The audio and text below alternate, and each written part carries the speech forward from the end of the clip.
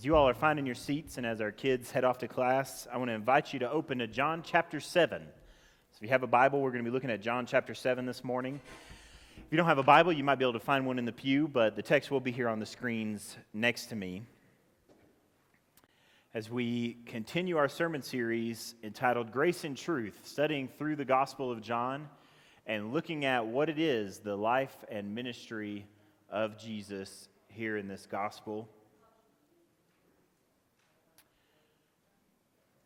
I want to remind you just very quickly where we ended last week, because I think it helps a little bit as we go into chapter 7. We don't want to forget that Jesus was teaching and talking to many people, the crowds, and everybody was listening to him. And it says at the end of John chapter 6 that the things that Jesus said, eventually it was too much for the people. It says, John 6:66, many of his disciples turned away and were no longer following him after that.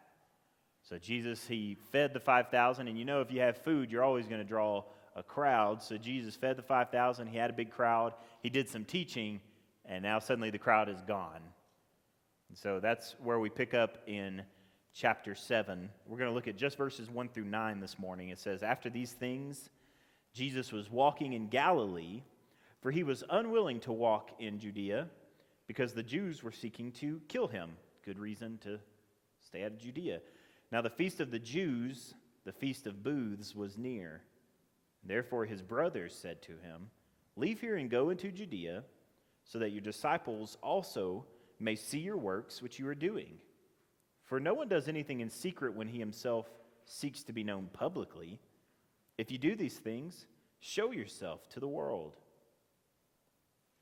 For not even his brothers were believing in him. Verse 6, so Jesus said to them, my time is not yet here, but your time is always opportune. The world cannot hate you, but it hates me because I testify of it that its deeds are evil. Go up to the feast then yourselves. I do not go up to this feast because my time is not yet fully come. Having said these things to them, he stayed in Galilee. So the Feast of the Booths was going on, and like all the feasts and celebrations and times of the year for the Jews, this usually meant a large pilgrimage was involved. People would be going in to the city. A lot of people would be traveling to go to the place to celebrate. So Judea is going to be full up with Jewish people celebrating the Feast of the Booths. But Jesus is hesitant. He's not going into Judea to celebrate with everybody else. And it tells us why he's hesitant there in verse 1. It's because the Jews want to kill him. And like I said, that's a good reason to kind of lay low a little bit in Galilee. If they're seeking to kill you in Judea, maybe don't go to Judea.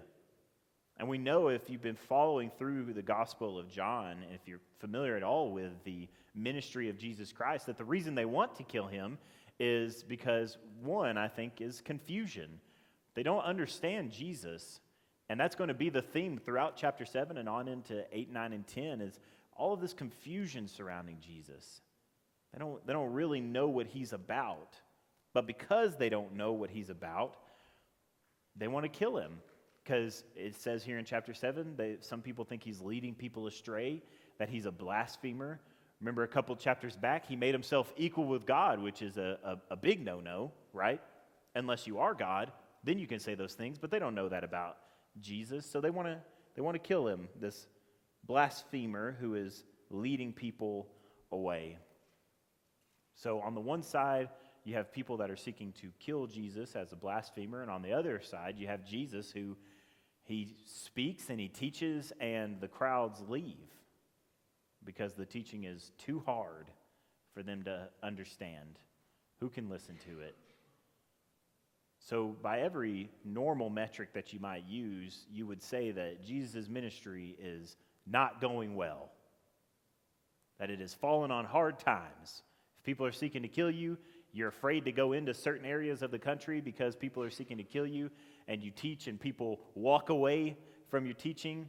Our normal metrics would say, not a good ministry. You're doing a bad job. And I think that's why we see from his brothers, they're trying to give him some advice.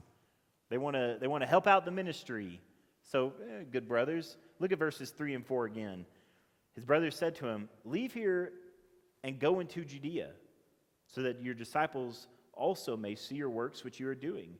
For no one does anything in secret when he himself seeks to be known publicly. If you do these things, show yourself to the world." So their solution to Jesus' problem at the moment is that he doesn't have enough exposure. That if he wants to be known publicly, if he wants to have that thriving ministry, if he wants to be successful, not here in Galilee hiding, what he needs to do is he needs to go get himself out there. He needs to show himself to the world, they say, which is, put yourself out there, Jesus. Let people see the things that you can do, and that's what you need. If you want to be known publicly, if you really want to be known, that's what you need. But this, I think, reveals a fundamental misunderstanding of Jesus and his ministry, which makes sense, I guess, because his brothers do not believe in him, according to verse 5. So it's not surprising that they don't really know what Jesus is all about. Because I do not think that Jesus' goal is to be known publicly. That is not the purpose of Jesus' ministry. The thinking here is that what Jesus needs is more attention, more publicity, and a big feast, big celebration in Judea. That'll do it. Jesus, you need to go on up. But that's not what Jesus is after. What we see in the rest of John chapter 7 here, and we're going to see a little bit of it in Jesus' response, is that Jesus' issue is a lack of recognition, but not at all in the sense that his brothers are thinking. So they think like, hey, you need to put yourself out there. You just need more people to see. You need the crowds. Everybody's going to be in Judea. You need to go down there. But while Jesus' issue is a lack of recognition, more people, bigger crowds, that's not going to cut it. That's not going to do it for us. So we're going to look at Jesus' response here in the rest of the time. But I want to pray for us before we get into that. Heavenly Father, I pray that your word would be powerful and instrumental in us. By your Spirit, I pray that we would hear your word. Hear it all the way down into our hearts, our minds. I pray that we would hear it all the way into our souls, that it would matter to us. Father, help us this morning. Pray in Jesus' name. Amen. So let's look again at Jesus' response, verses 6 through 8. My time is not yet here, but your time is always opportune. The world cannot hate you, but it hates me because I testify of it that its deeds are evil. So go up to the feast yourselves. I do not go up to this feast because my time has not yet fully come. So there in verse 6, he says, my time is not yet here. And I'll say typically, whenever you're reading through the Gospels and you see Jesus say something about his time not being here or his hour has not yet come, I think first response is he's talking about the hour of his death. He says, that has not yet fully come yet. But the more I thought about that, the more I realized that that doesn't really work in this context. He says, my time is not yet here. And the reason it doesn't fully work is if he's talking about the time of his death, then what would he mean by your time is always opportune? Y'all see that there in verse 6? If Jesus is referring to his death, then what could he mean when he tells his brothers that your time's always good? So I don't think that he's talking about his death here, at least not primarily. I think primarily what he is talking about is being known publicly, being in the crowds, being around the people, going up and partying with everybody else at the Feast of the Booths. He's saying, my time is not good, but your time's always good. And that makes sense then with verse 7, what he says there about why his time's not good, but their time is fine. It's because the world can't hate you, but it does hate me. So the time to be in the crowds, among the people, partying with everybody else, it's not right for Jesus because the world hates him. So he tells his brother, it's fine, y'all go on up. Go celebrate with everybody else because the world doesn't hate you. So the brothers, their time is always opportune because I would say because they are part of the crowd. They are of the world. They're not believers. So they're just like everybody else. They can go up whenever they want. But being known publicly by the world for Jesus means being hated by the world. So Jesus is saying, my time is not quite here. So why is that? He says, why does the world hate him? It's because he testifies against the world that their deeds are evil. That's the reason that we get in verse 7. So his brothers are thinking that his issue is that he needs more publicity, but Jesus is showing that actually more publicity kills him because the world hates him because he is testifying about them that their deeds are evil. So he has set himself against the world, so to be known more publicly is not going to help him. And we get a little bit more information in John chapter 3 about why the world hates Jesus.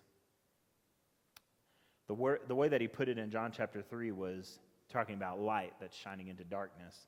John 3:19 through 20 says, "This is the judgment, that the light has come into the world, and men loved the darkness rather than the light, for their deeds were evil.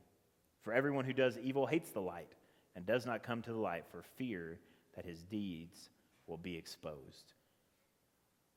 So the picture that we're getting there in John chapter 3 that helps inform about this hate that Jesus is receiving in John chapter 7 is that we, people, the world, we love darkness because the things that we do are evil. And we hate light because we fear the exposure of that evil. That's what Jesus just said. We love darkness because what we do is evil. We hate light because we fear exposure of our evil. The reality is that nobody likes being wrong, and we definitely don't like being shown that we're wrong. Our pride, it hates being exposed that way. So here's Jesus. He comes in and he's trampling all over the pride of the Pharisees and the Jews and the crowds, and they hate him for it. Because he's saying your deeds are evil. I don't think, there's nothing that hates quite as good as pride does. The world hates Jesus.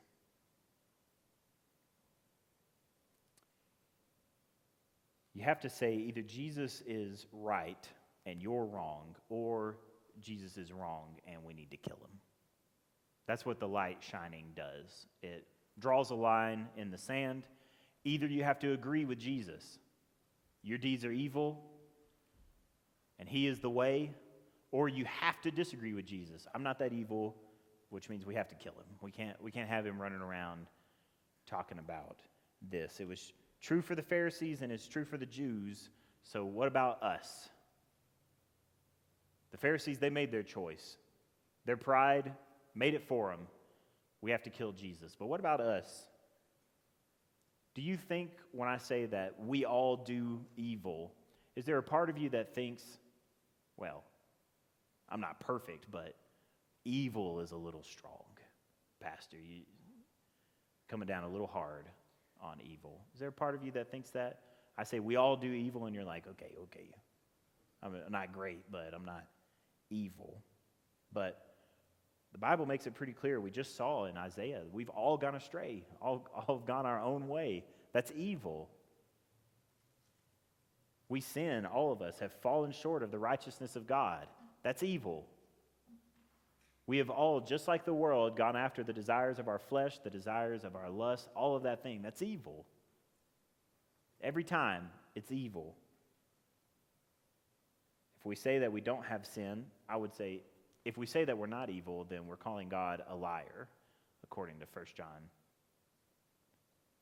So that's the camp that we're all in. So is Jesus right and you're wrong, or are you right and is Jesus a liar? That's kind of the line that we have here. You can see why people aren't following Jesus so closely. This is the position that he puts us in. We either have to humble ourselves and say, you're absolutely right, Jesus, I'm evil, or we have to say, I don't know about Jesus. I think the real answer to the question about, do you want to follow Jesus? Do you believe Jesus? Do you agree with him? Are you his disciple? Are you a follower? Are you a Christian? I think the real answer to that question can't come from our mouths. I think it has to come from our lives. I think that's the real test. Because there's plenty of people we see throughout the gospel. We just saw it in chapter 6. There's plenty of people that say this and that about Jesus and want to follow Jesus, but at some point their lives prove the truth, right? At some point, regardless of what they have said, at some point their lives prove what they really believe, which is why so many of them turned and left him at some point. Our lives are going to prove what we really think. I heard in a sermon this past week, a pastor talking about, well, the sermon was from 1985. I was listening to it this past week, and the pastor was talking about this idea. He was in Exodus, and he was talking about this idea of like, how much does the reality of God affect your life? And he used an example that I thought was really good of hydrogen. Just picking a random fact, I think. He talked about the fact that he learned in school what hydrogen was and that it's part of water. And he said that he believes with all of his heart that hydrogen is real, that it's part of water, that it's important to our lives, that he believes with everything in him that that's the case. But he said that fact has not made one lick of difference in how he lives his life. And so the point that he was making is we can say we believe in God and we can even believe in God. But the real test comes from how much of a difference does that belief make in your life? That's what we're after here. We don't want to be people that just know about God. We want to be people that live for God, that are his followers. If they didn't like Jesus when he did that, the world's not going to like us when we do it, but we have to live out our faith for Jesus. I think about on the judgment day, I'm not sure exactly how it's going to go down. I don't want anybody to debate me on this topic. But I do think from Hebrews chapter 13, verse 17, that it's going to be a little different for me as your pastor than it is going to be for you. Hebrews 13:17 says, "Obey your leaders and submit to them, for they keep watch over your souls as those who will have to give an account." I take that very literally, that I'm going to have to give an account for your souls. So I think about on Judgment Day, imagine one of you standing in front of God and God saying, you did all these nice things, you went to church and all this stuff, but you don't really know me, and I don't know you. And I just imagine, even though he's talking to you, he's going to look at me and say, isn't that right, Pastor? So I think about the fact of, do y'all know Jesus? Does Jesus know you? And I can't really rely on your verbal response to that question. What I can rely on is, how do you live your life? My goal is so that you know Jesus better. The problem that we see in John chapter 7 is that the people were completely confused about Jesus. They didn't know what the goal of his ministry was. They didn't know what he was doing. You're going to see it come up. They didn't know where he came from. They didn't know where he was going. They don't know how he teaches the way that he does because they don't know where he went to school or where he learned these things. They don't know Jesus. So his brothers were right. You need to get out there, Jesus. You need to be known. But what they were thinking is, you need to be in front of a bunch of people so that you can be seen. What Jesus wants is to be recognized. Not just seen, but known by the people that he's in front of. And Jesus would rather be in front of 10 people that recognize him than 10,000 people that just see him. Y'all with me on that? We want to know Jesus for real. A bigger crowd is not going to cut it.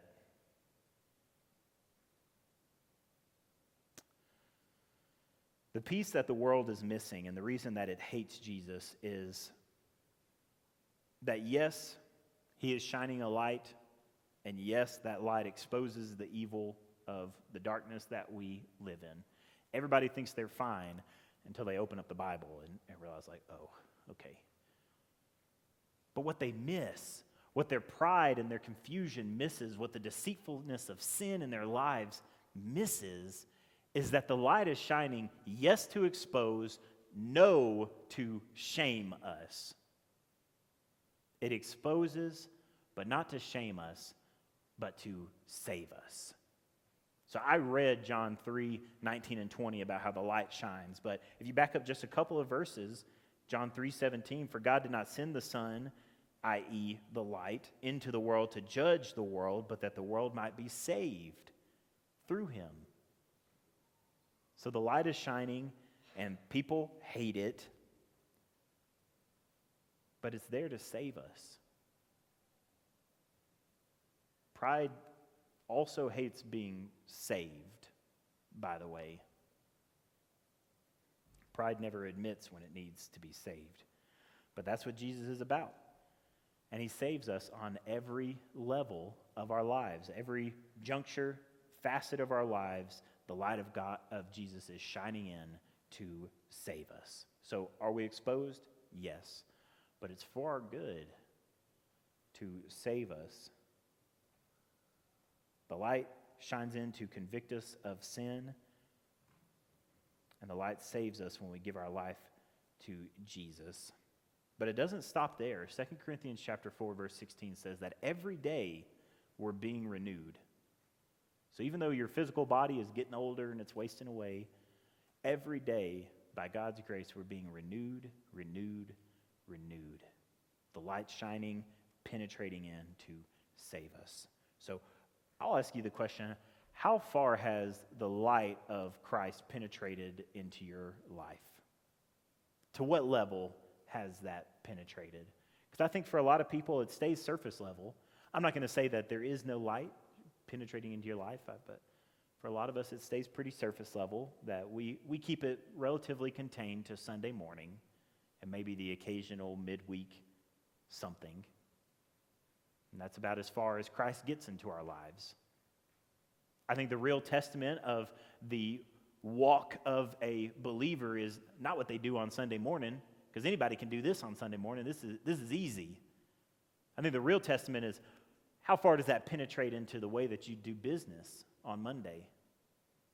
How far does that penetrate into the way that you communicate with your spouse on Sunday nights or Tuesday nights?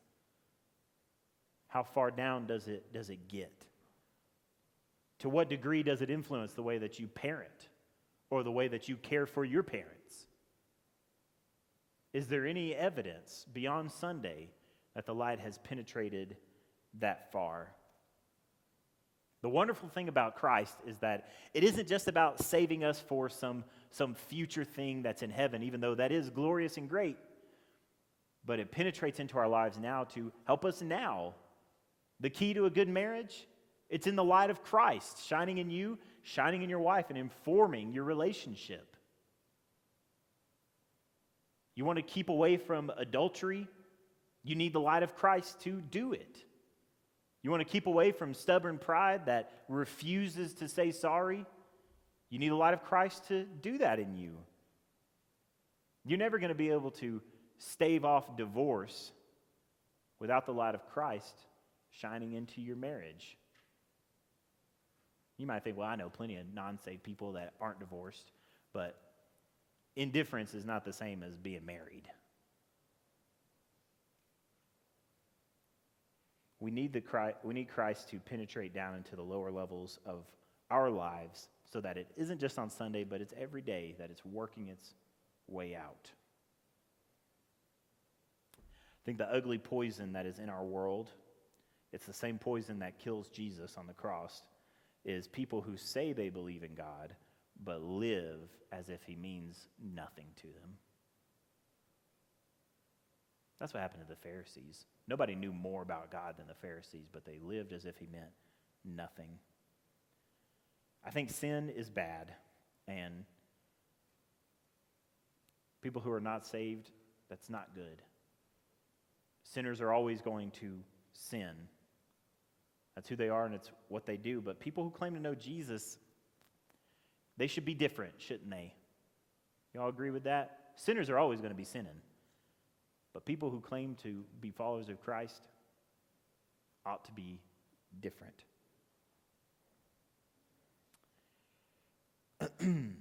The best clue that I think I can give to if the light has penetrated down into you is just this little test that you can do on your own. Maybe you can talk to somebody else about it.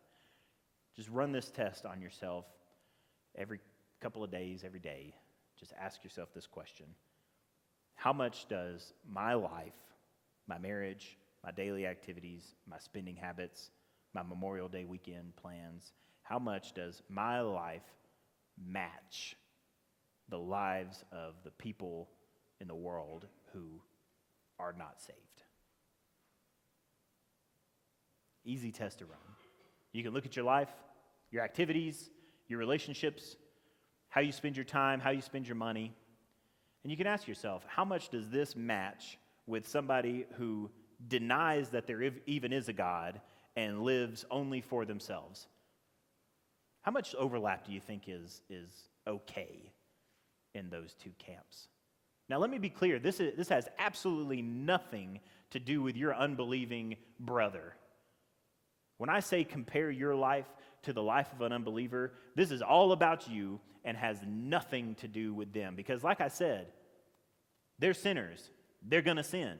They're going to live their lives however they want because they think there is no God. Now, they're dead wrong, eternally wrong on that. But if they say that there is no God and then they live their lives as if there is no God, well, at least they're logically consistent. So this has nothing to do with them, and it's all about us. Our lives ought to look different. So that's a test that we can be running on ourselves. And here's a reminder that I think will help. And I'll close with this. We'll go back to the Feast of Booths, which is technically called the Feast of the Tabernacles or tents. This is a great reminder to us about why the world hates Jesus, why Christians don't fit in with the rest of the world, why we ought to look different. This is a good reminder. And it's because Jesus and all of us who follow him are temporary residents in this world. The Feast of the Booths was a celebration that the Jews would do to remember their time in the wilderness. So they were in Egypt, they were slaves, and then the Exodus happened, and God led them up out of Egypt, out of slavery, out of captivity, and he brought them into the wilderness with the promise that their home was coming. The promised land was laid out before them. But between Exodus out of slavery and entry into their home flowing with milk and honey, there was this time in between where they were sojourners. They lived in tents or little tabernacles or booths, you could use that word. Temporary housing is what they had. They were no longer where they were, but they hadn't yet made it to where they were going. So in that in-between, they were in their tabernacles, in their little tents. This is a good reminder about how temporary our home is here.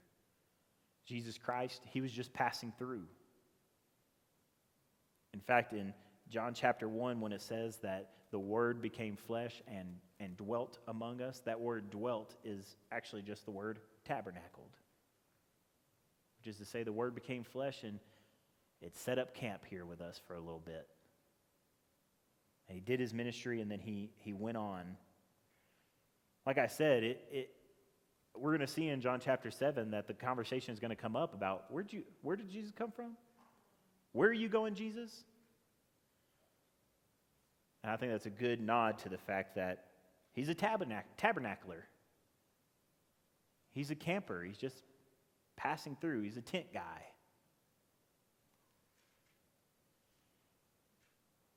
And if you, Christian, follow him, you're a tabernacler as well. I can't pronounce this word that I made up. It's tricky. Tabernaclers.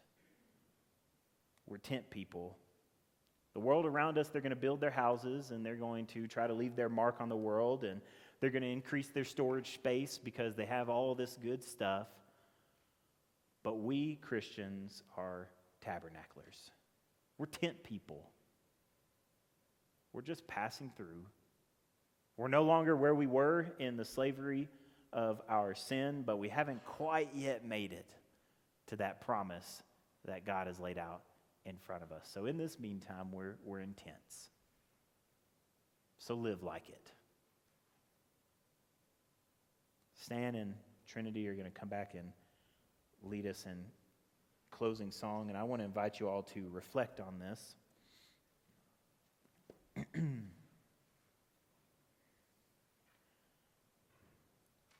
truth is, just like we talked about with the Lord's Supper, just like we talked about with the sermon today, the truth is that Jesus, he bought you.